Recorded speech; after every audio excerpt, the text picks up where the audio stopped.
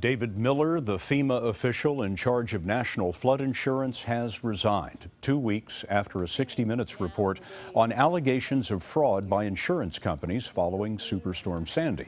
The insurers are accused of falsifying engineering reports, cheating victims out of millions in payouts. The companies say it isn't true, but FEMA says it will reopen as many as 144,000 claims.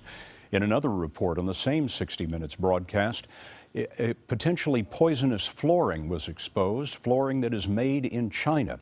Today, the CEO of Lumber Liquidators defended his products, but he also made a surprising admission.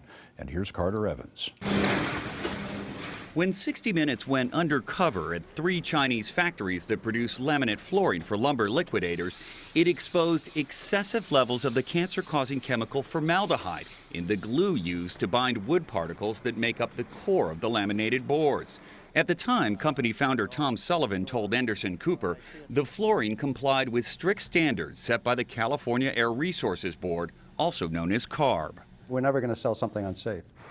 But employees at the factory told a different story. Actually, honestly, we do not come to. Meaning it didn't meet the CARB safety standards. Today, on a conference call with investors, Lumber Liquidators CEO Rob Lynch admitted CARB's preliminary test had revealed high levels of formaldehyde before the 60 Minutes broadcast. We know that tests on some deconstructed samples have had elevated levels, but we believe that the results of deconstructed tests have little or no bearing on the safety of the finished product.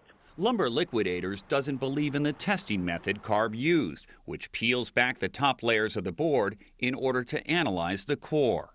We have been engaged with CARB over many months, provided them with additional information, and like others in the industry, have expressed our concerns on the validity and applicability of the deconstructive testing method.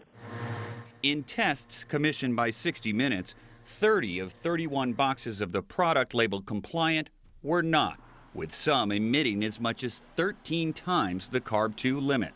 Kind of really disgusted in what's going on, that they knew about the product. You know, it's sad. Michael Bolero is the lead plaintiff in a class action suit against Lumber Liquidators. He's ripping out the laminate floor in his home. They can't just sell this product and get away with it. Lumber Liquidators is still selling the Chinese laminate flooring, but it is now also offering independent testing of the air quality in the homes of concerned customers. And Scott, if high levels of formaldehyde are detected coming from the floor, the company says it will consider replacing it at no cost. Carter Evans. Thanks, Carter.